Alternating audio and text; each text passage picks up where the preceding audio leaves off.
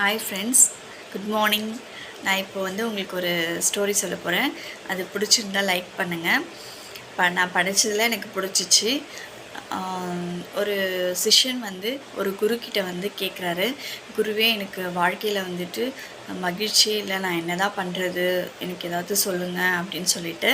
அப்போ குரு சொல்கிறாரு, சிஷ்யனி நீ அந்த ஆப்போசிட்டில் ஒரு பூந்தோட்டம் இருக்கும். அந்த பூந்தோட்டத்தில் போயிட்டு 2 அழகான பட்டாம்பூச்சிங்களை போயிட்டு பிடிச்சிட்டு வா அப்படின்னு சொல்லிட்டு அவர் சொல்லுவார். அந்த சிஷ்யனும் போனால் அங்கே அவனால் அந்த பட்டாம்பூச்சிங்களை பிடிக்க முடியாது. அதுக்கப்புறம் குருக்கிட்ட சொல்லுவான், குருவே என்னால் அந்த பட்டாம்பூச்சி என்னால் பிடிக்க முடியல, நான் என்ன பண்ணுறது அப்படின்னு சொல்லிட்டு சொல்லுவான்.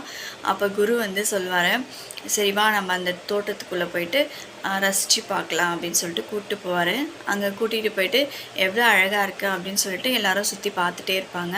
கொஞ்சம் நேரம் ஆன உடனே அவங்கள சுற்றி நிறைய பட்டாம்பூச்சிகள் பறக்க ஆரம்பிக்கும்.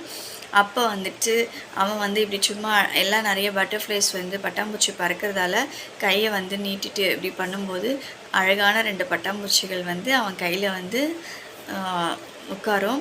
அப்போ குரு சொல்வார், இதுதான் வாழ்க்கை. நம்ம இருக்கிற இடத்துலேருந்து நம்மளுடைய வாழ்க்கையை ரசித்தாதான் அதில் நம்மளுக்கு மகிழ்ச்சி கிடைக்கும்.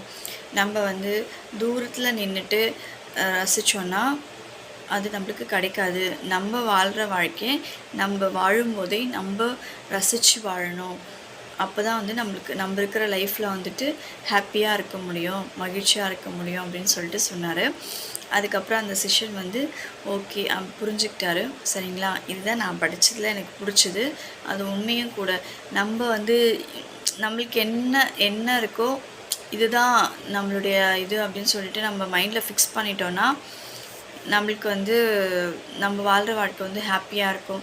அதை விட்டுட்டு நம்ம இல்லை நம்மளுக்கு இதை விட பெட்டராக இருக்கும் அப்படி யோசித்தோம் அப்படின்னா நம்மளுக்கு ரொம்ப ஸ்ட்ரெஸ் ஆகும், ரொம்ப மன உளைச்சல் கொடுக்கும்.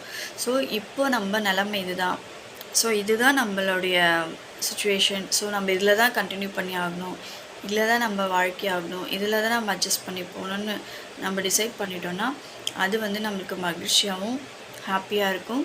இது நம்மளுக்கு எப்போ புரியும்னா நம்மளுக்கு ஏஜ் ஆக ஆக நம்மளுடைய மெச்சூரிட்டி இன்க்ரீஸ் ஆக தான் அந்த லைஃப்பில் அந்த பக்குவம் நம்மளுக்கு கரெக்டாக வரும்.